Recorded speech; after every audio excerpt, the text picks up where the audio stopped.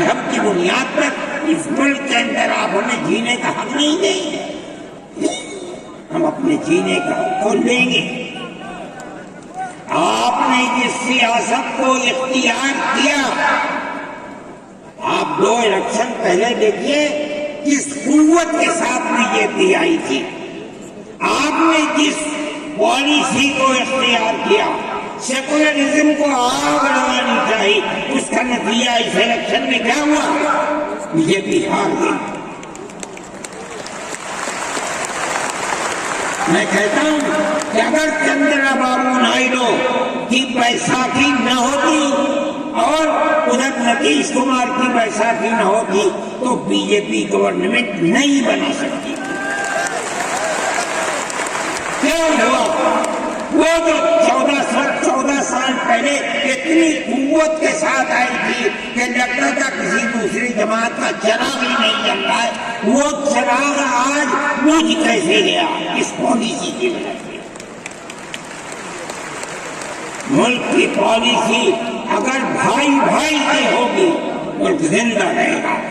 ایک باپ کی اولاد 5 4 3 اگر پیار و محبت کے ساتھ رہیں گے وہ گھر آباد رہے گا، اگر دشمنی ہوگی سب برباد ہو جائیں گے۔ ہماری یہ پالیسی ہے کہ ہندو، مسلمان، سکھ، عیسائی سب ایک دوسرے کے ساتھ بھائی بھائی ہیں۔ آپ اس پالیسی کو کیوں مخالفت کرتے ہیں؟ ہم اسی طرح چلتے ہیں۔ جمعیت علماء ہند کا یہی کردار ہے،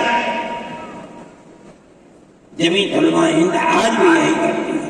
میں نے ابھی چند مہینے ہوئے میوات کے اندر لوگ لٹ گئے، پس گئے، ان کو جمع کیا، ہم نے ان سب کو 1 لاکھ یا 2 لاکھ روپئے دیے جا کر کے، مسلمان بھی تھے ہندو بھی تھے، ہم نے ان کو دیا، وہ خوش ہو گئے۔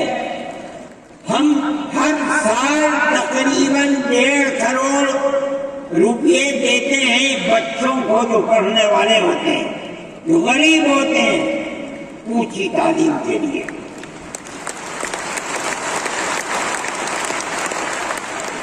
اس کے اندر مسلمان بچے بھی ہوتے ہیں، ہندو بچے بھی ہوتے ہیں۔ جمعیت علماء ہر ایک کی مدد کرتی ہے، پڑھیں، ملک کے لیے کام کریں۔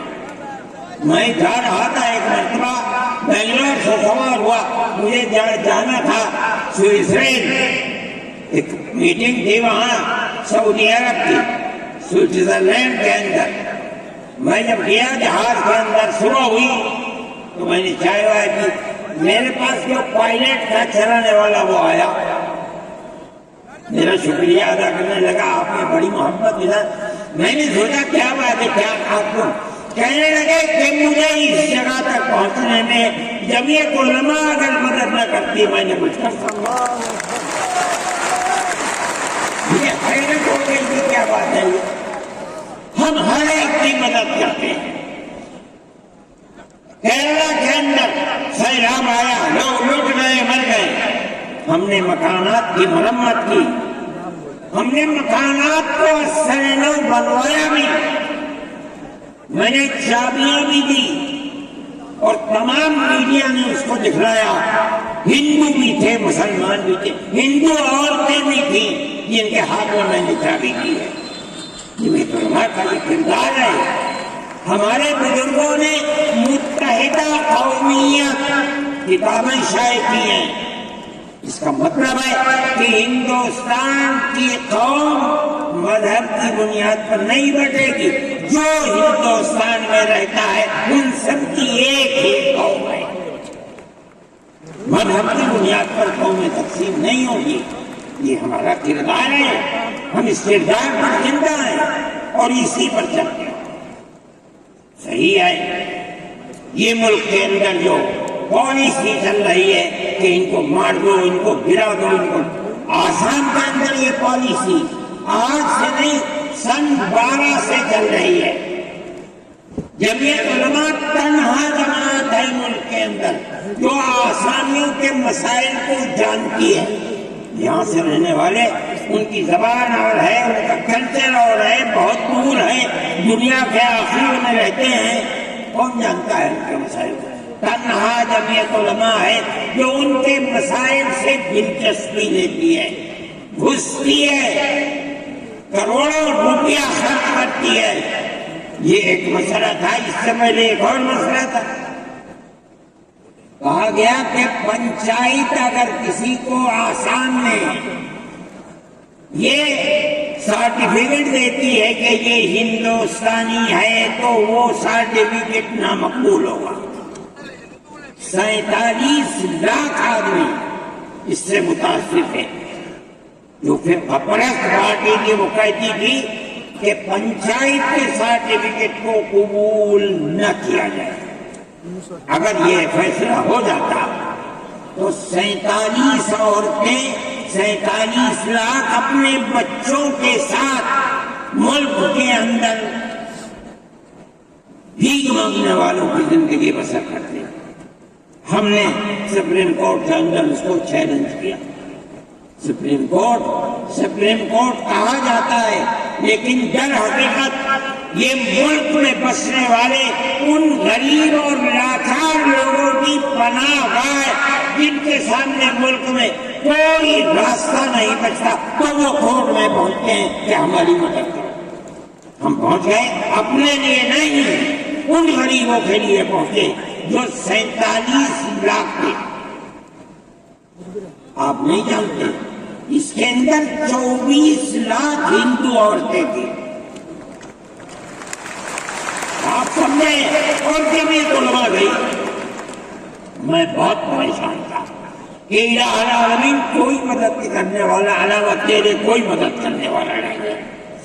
میں اللہ کا فضل کرتا ہوں کہ جو کورٹ اور وہیں کا وکیل چیف جسٹس تھا، آسامی کا تھا، مجھے خطرہ تھا کہیں یہ آسامیوں کے ساتھ نہ چلا جائے، گورنمنٹ کے ساتھ نہ چلا جائے۔ اللہ کی قدرت ہے کہ فیصلہ یہ آیا کہ وہ سرٹیفکیٹ جو پنچایت نے دیا قبول کیا جائے گا۔ میں نے کہا کہ مجھے اپنی زندگی میں کبھی اتنی خوشی نہیں ملی جتنا آج اس فیصلے سے ملی۔ کیوں؟ صرف مسلمان کے لیے نہیں ہے، یہ ہمارا کردار ہے جو ہمیں اپنے بزرگوں سے ملا ہے، جو جمعیت علماء کی اساس ہے، جو ان کا کردار تھا، ہم نے اس سے سراہنا کی۔ اس کے بعد دوسرا مسئلہ آ گیا۔ دیکھیے، سمجھیے مسئلے کو، سارے ہندوستان کے اندر قانون یہ ہے کہ جو سب سے پہلی مردم شماری سن 47 میں ملک آزاد ہوا، سن 51 کے اندر پہلی مردم شماری ہے، جس کا نام اس مردم شماری میں ہے وہ ہندوستان ہے۔ جس کا نام اس مردم شماری میں نہیں ہے، اگر دوسری مردم شماری میں وہ کہیں سے آ کر بسا اور اپنا نام لایا، وہ ہندوستانی نہیں ہے۔ اچھا،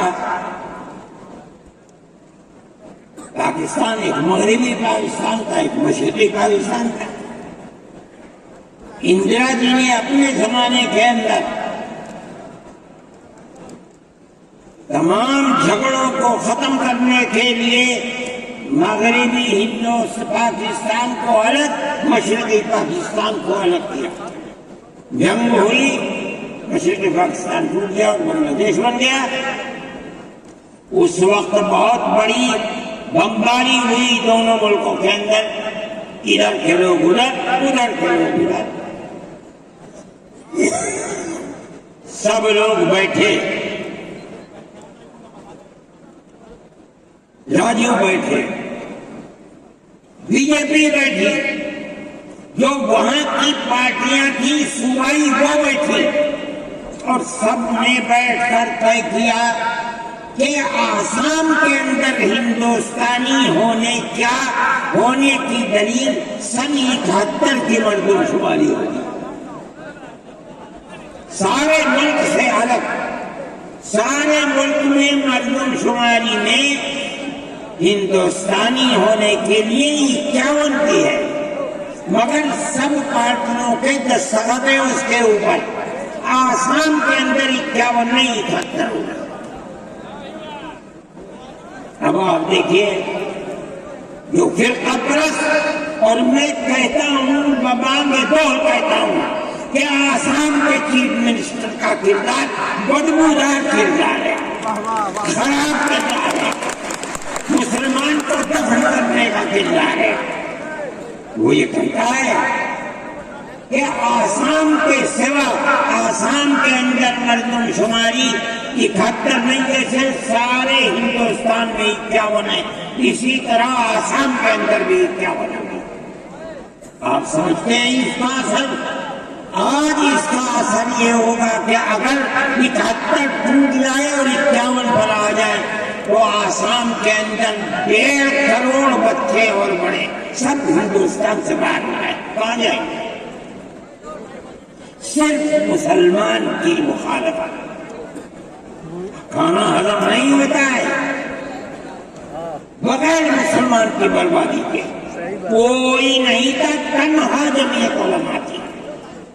اس کے اندر بڑا کردار ہے مولانا مشتاق انصر کا، جو جمعیت علماء آسام کے صدر ہیں. وہ میرے ساتھ شانہ بشانہ کھڑے رہے اور 12 سال سے زیادہ مقدمہ لڑا. کروڑوں روپیہ اس کے اوپر خرچ کیا گیا. یہ خدا کی قدرت ہے. آج آیا تو یہ طے کر دیا گیا کہ 51 نہیں، آسام میں 71 ہی بنیاد بنے گا. اس کا کیا مطلب ہے کہ آپ نے آسام کی 80 لاکھ کی آبادی کو زندہ کر دیا جو موت کے کنارے پر کھڑی ہوئی تھی. مجھے افسوس ہے کہ لوگوں کا یہ قول مجھ تک پہنچا ہے کہ انہی نے آسام کے چیف منسٹر سے یہ بات کہی کہ اب کیا ہوا، کہنا ہماری صحت پر کوئی اثر نہیں پڑتا. کیا مطلب ہے؟ ہم آسام میں مسلمانوں کو چین کا سانس نہیں لینے دیں گے. دیکھیں کب تک چلتے ہیں. اگر جمعیت علماء زندہ ہے اور اللہ نے ہمیں زندہ رکھا، ہم دیکھیں گے کہ کیا کرتے ہیں. ہم زندہ ہیں. یہ جمعیت علماء کا کردار ہے، ہم اس کے پیچھے ہیں.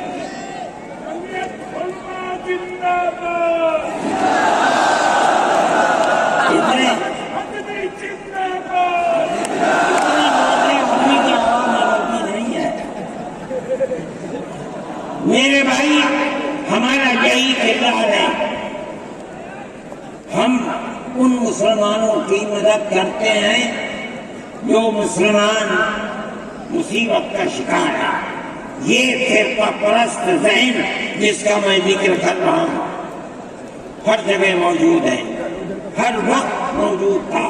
آج یہ زیادہ ہے، پہلے اتنا نہیں تھا. ہر جگہ مسلمان کے لیے، جوانوں کے لیے مصیبت کا شکار ہے. خاص طور پر